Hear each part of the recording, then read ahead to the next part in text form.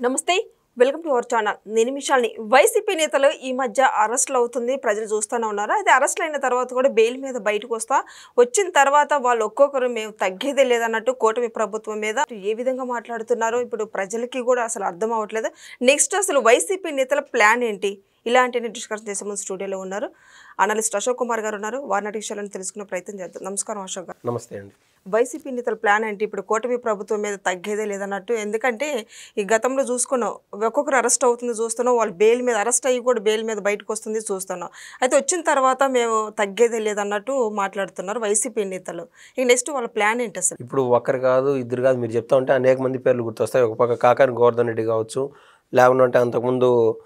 Already అంటే సినీ ఇండస్ట్రీకి సంబంధించిన వాళ్ళు బయటకు వచ్చేసారు కదండి పోసాని కృష్ణమురళి ఇట్లాంటి వాళ్ళు చేసినటువంటి తప్పు తెలుసుకొని ఇంకో వద్దురా అన్నట్టు అంటే బాలకృష్ణ సినిమాలో ఒక డైలాగ్ ఉంటుంది ఇది ట్రైన్కి నువ్వెదురొచ్చినా నీకే ఇబ్బంది లేదా నీ పాటు నువ్వు పరిగెత్తా ఉండు నీ వెనకాల ట్రైన్ వచ్చినా నీకే ఇబ్బంది అన్నట్టు ఒక డైలాగ్ ఉంటుంది సో పిక్చర్ అనేది క్లియర్ కట్గా అర్థమైపోయింది అనేక సినిమాలు డైరెక్ట్ చేసినటువంటి పోసాన కృష్ణమురళికి సైతం కానీ ఇక్కడ రాజకీయాల్లో ఉండే వాళ్ళకి ఏంటంటే ఇది పులి మీద స్వారీ మాదిర ఖచ్చితంగా ఆపోజిట్ పార్టీలు ఏవైతే ఉంటాయో వాళ్ళపైన దుమ్మెత్తిపోయడము లేకుండా ఉంటే వాళ్ళు చేసేటువంటి చిన్నపాటి తప్పులను కూడా పెద్ద చేసి చూపించడం అనేది ఆనవాయితీ ఈ క్రమంలో అనేక మంది అరెస్టులు అయ్యి బయటకు వచ్చినా కూడా గప్చుప్గా సైలెంట్గానే ఉన్నారు మీరు అంటున్నటువంటి మాట ఏంటంటే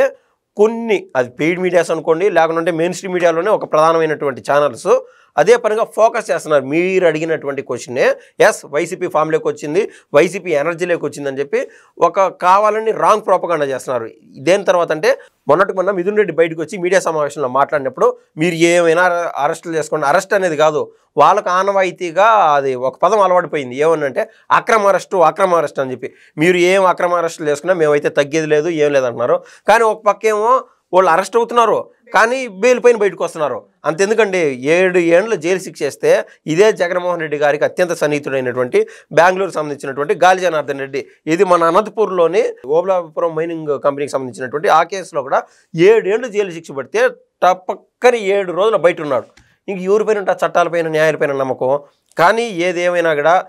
మనం ఉన్నటువంటి సమాజంలో డెమోక్రటిక్ కంట్రీలో ఈ చట్టాలని న్యాయాలను నమ్ముకొని గుడ్డిగా ముందుకెళ్తున్నారేమో అని చెప్పి నేనైతే అనుకుంటున్నాను ఇప్పుడు మొన్న నరేంద్ర మోడీ గారు కావచ్చు లేదా భారతదేశానికి సంబంధించినటువంటి ఏదైతే పార్లమెంట్ ఉందో ఆ పార్లమెంట్లో మన ఒక బిల్లు తీసుకొచ్చారు ఇలా ఎవరైతే తప్పులు చేస్తారో అరెస్టులు అయ్యి మళ్ళీ బయటకు వచ్చి మళ్ళీ ఓవర్ యాక్షన్ చేస్తారో ఇట్లాంటి వాళ్ళు సమాజంలో తిరిగేదానికి అవసరం లేదు తిరిగేటికంటే పొలాల పనులు చేసుకోండి ఇలాంటి ఏమైనా కంపెనీలు పెట్టుకొని మీ పనులు మీరు చేసుకోండి కానీ చట్టసభలలోకి వచ్చి వీళ్ళు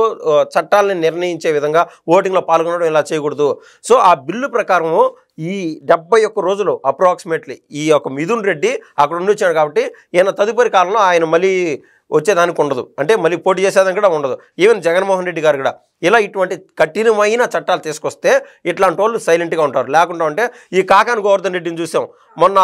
బెంగళూరు పోయి తప్పించుకున్నాడు ఆ మధ్య కాలంలో ఈ యొక్క కేరళకు పోయి తప్పించుకున్నాడు అయిపోయిందిరా అంటే జ్ఞానం లేని వాళ్ళు నాబోటోళ్ళు ఇంకా జనరల్ పబ్లిక్ అయినా అనుకోండి ఎస్ అరెస్ట్ అయిపోయినాడు అంటే అదేమన్నా ఉరిశిక్ష చేస్తున్నారు ఉరిశిక్ష చేయట్లా అదే క్లారిటీ ఈ తప్పులు చేసిన వాళ్ళకి కూడా అర్థమైపోయింది అది కాబట్టి ఏ తప్పైనా చేయని లోపల పోయి ఇప్పుడు బయట 100 కోట్లు స్కామ్ చేసేస్తారు లోపల పోయి ఏమవుతుంది కేవలం 20 కోట్లు స్కామ్ అని చెప్పి ఈ యొక్క గవర్నమెంట్కి డబ్బులు కట్టేసి బయటకు వచ్చేస్తున్నారు ఇలా జరుగుతుంది ఈ గ్యాప్లో అతనికి 80 కోట్ల రూపాయల లాభం అతని జైల్లో ఉండేదంతా 3 నెలలు 4 నెలల కాలం ఇలా ఏదైతే చట్టాలను ఆసరాగా తీసుకొని వీళ్ళు ఓవర్ యాక్షన్ చేస్తూ ఉన్నారు దీంట్లో 2-3 స్టెప్స్ ఉన్నాయి ఏంటంటే బైరెడ్డి సిద్ధార్థ రెడ్డి లాంటి వాళ్ళు ఉన్నారు వాళ్ళపైన ఏ రోజు అరెస్ట్ అవుతారో తెలియనటువంటి విషయం ప్రతిరోజు మనం ఆడుదాం ఆంధ్రాలోకి సంబంధించినటువంటి స్కామ్ బయటకు వచ్చిందని చెప్తున్నాము కాకుండా దీనిపైన కూడా ఒక సిట్ విచారణ పడి ఉన్నది అది బయటకు వచ్చిన రోజున బైరెడ్డి సిద్ధార్థ రెడ్డి అరెస్ట్ అవుతాడు కానీ ఈలోపు వీళ్ళు ఏం చేస్తున్నారు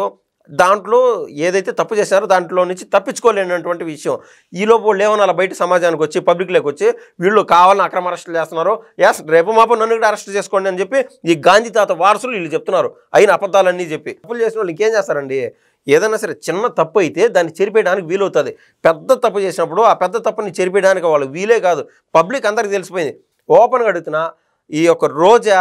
దేవుడికి సంబంధించినటువంటి తిరుమలకు సంబంధించినటువంటి ఆ టికెట్లు అమ్ముకునిందా లేదనేది అందరికీ తెలుసు ఎందుకంటే విఐపీలు పోయిన వాళ్ళకి తెలుసు చుట్టూరు ఎవరు జనరల్ పబ్లిక్ కూడా తెలుసు మనం వీడియోలు చూసేటువంటి వాళ్ళకి కూడా ఏమవుతారంటే ఎవరైనా ఆశావాదులే నేనైనా సరే అండి ఒరే వాడు 10 లక్షలు ఇచ్చాడు రా అంటారు దేనికి ఇస్తాడు ఊరికే ఇవ్వడు కదా, నీకేమన్నా పని చేసి పెట్టాలన్నా అని అడుగుతాం. ఆ పని ఏదన్నా నాకు చేతనైతే పని చేస్తాం. ఇట్లుంటుంది ఎవరైనా సరే. ఆశావాదం, ఒక చోట డబ్బు వస్తుందంటే ఆలోచన చేస్తాం. ఆ రకాన దేవుడి దర్శనానికి అంత స్పీడ్గా వెళ్ళొచ్చు కదా మిగిలిన పబ్లిక్ కంటే అని చెప్పి వాళ్ళు ఏమంటారు, ఏ పార్టీ వాళ్ళైనా కావచ్చు, రోజా ఏదైనా సరే విఐపి టికెట్లో ఇచ్చినప్పుడు వాళ్ళు తీసుకున్నటువంటి వాళ్ళే వీడియోలు చూసే వాళ్ళు కూడా ఉన్నారు చాలామంది. ఇలా తప్పులు చేసిన వాళ్ళు పిల్లి కళ్ళు మూసుకొని పాలు తాగినట్టు నేను ఏ తప్పు చేయలేదని చెప్పి ఈరోజు బుకాయిస్తూ ఉన్నారు. సో ఇలా అరెస్ట్ అయిన వాళ్ళు, తప్పించుకునే వాళ్ళు, an empty vessel makes much noise అని చెప్పేది ఒక ఇంగ్లీష్ది ఒక ప్రోవెర్బ్ ఉంటుంది. ఆ రకాన వీళ్ళల్లో ఏ తప్పు లేనప్పుడు గట్టిగా అరసరు. అన్ని తప్పులు ఉన్నాయి కాబట్టి బయటకు వచ్చి అంత గట్టిగా అరుస్తారు. అంతెందుకు అంబటి రాంబాబు పైన ఆయనతో పాటు వాళ్ళ తమ్ముడు కూడా ఒక హోటల్ని కబ్జా చేశారని, లేకుంటే ఒక చోట రెస్టారెంట్ కబ్జా చేశారని చెప్పి ఆ కేసు బయటకు తీయాల్సినటువంటి విషయం. ఇంకా పవన్ కళ్యాణ్ గారికి, నారా చంద్రబాబు నాయుడు గారికి ఇదే పని అంబటి రాంబాబు ఏం చేశాడు అని చెప్పి వీళ్ళు చెప్పినట్టు కక్షాపూర్తిగా మీరు అరెస్టులు చేస్తున్నారంటే అంబటి రాంబాబు ఎప్పుడో అరెస్ట్ అయినాలా, కొడాలి నాని ఎప్పుడో అరెస్ట్ అయినాలా. వీళ్ళపైన ఏదైతే తప్పులు చేశారో అవన్నీ బయటకు వస్తున్నాయి. It will takes more time. Arrest అనేది సింపుల్. దాన్ని దాటేసి జగన్మోహన్ రెడ్డి గారు ఏదైతే లైన్ ఇచ్చారో ఆయన రపా రపా కిపా కిపా అని చెప్పి ఆ రకాన్ని వీళ్ళు జగన్మోహన్ రెడ్డి గారు లైన్లో వెళ్తున్నారని నేనైతే అనుకుంటున్నాను. మరి వైసీపీ నేతలు ఎన్ని కేసులైనా పెట్టుకోండి, ఏమైనా చేసుకుని బెయిల్ మీద బయటకు వస్తాం, అంతు తేలుస్తాం అని వైసీపీ నేతలు కూడా మళ్ళీ పదే అదే విమర్శిస్తున్నారు. నెక్స్ట్ నిజంగా వస్తారంటారా మరి పార్టీ? ముళ్ళుని ముళ్ళుతోనే తీయాలా? ఎందుకంటే వైసీపీ వాళ్ళు గతంలో ప్రభుత్వం ఏర్పాటైనప్పుడు ఏం చేశారు, ప్రతి ఒక్కరిని మంచికి చెడ్డకి ఒక 60 ఏళ్ళ ఒక ముసలావిడ పేరు మీద ఎఫ్బీలో ఏదో ఒక పోస్ట్ షేర్ చేశారని చెప్పి, అది ఎవరు షేర్ చేసింటారు, వాళ్ళ మనవడో వాళ్ళ కొడుకో ఏదో ఆమె పేరు మీద షేర్ చేశారు. తీసుకొని పోయి 60 ఏళ్ళ ముసలామెను కూడా పోయి జైల్లో పెట్టారు, హెరాస్మెంట్ చేశారు. ఈవెన్ కడప జిల్లాలోనే. ఇంకా అది ఎంత తప్పు అంటే వీళ్ళు చేసింది కూడా ఏంటంటే గవర్నమెంట్ ఏ తప్పులు చేస్తుందని వెలికి తీసే విధంగా షేర్ చేశారు. దానికి కూడా వాళ్ళు తట్టుకోలేకపోయినారు. కానీ ఇప్పుడు ప్రభుత్వం అయిన వాళ్ళందరూ అంటుంది, ఈవెన్ హోమ్ మినిస్టర్ గారి పైన కూడా అనేక మంది అవాకులు చవాకులు వెళ్తున్నారు. ఆవిడే అంత ఎందుకండి, హోమ్ మినిస్టర్ గారే అసెంబ్లీ వేదికగా ఒక మాట చెప్పింది, పలానా వ్యక్తి పలానా వర్గానికి సంబంధించిన అతను విజయ్ కేసరి రెడ్డి అని పూర్తి పేరు దాన్ని మార్చుకొని పదాన్ని తీసేసి వేరే ఒక కులం పేరు అంటించుకొని సమాజంలోకి వచ్చి మళ్ళీ నీతి సూక్తులు చెప్తా వీళ్ళపైన విమర్శనాస్త్రాలు సంధిస్తూ ఉన్నాడు. ఇట్లాంటి వాళ్ళు పక్కన పెడితే అనేక మంది బూతులు పెట్టడాలు వీళ్ళపైన ప్రత్యేకమైన చట్టం తీసుకొస్తామని చెప్పి వీళ్ళు చెప్తానే ఉన్నారు. ఆ చట్టంగా తీసుకొచ్చిన తర్వాత 6 నెలలు 7 నెలలు పోయిన తర్వాత మీరు ఏదైతే మాట అంటున్నారో బయట వాయిస్ వైసీపీ వాళ్ళు ఎక్కువ వాయిస్ వినిపిస్తుందని చెప్పి ఆ వాయిస్ కూడా వినపడదు. బాబు గారు అన్నీ చూసి వచ్చిన్నారు. నేను చెప్తున్నా ఆయన ఈ విషయంలో ఆయన ఎన్నో వెనకబడినాడని చెప్పి. కానీ ఇది ఏదైతే మన రాజ్యాంగం ఉన్నదో దానికి సంబంధించి ఆ లైన్లో నడుస్తూ ఉన్నాడు. ఒక చట్టం తీసుకొచ్చిన తర్వాత ఇట్లాంటి వాళ్ళు మురిగే కుక్క కరవదు అంటారు కదా, ఆ రకాన్ని వీళ్ళు ఆ రోజు సైలెంట్ అవుతారని నేనైతే ఖచ్చితంగా నమ్ముతున్నాను. థ్యాంక్ యూ, ధన్యవాదాలండి.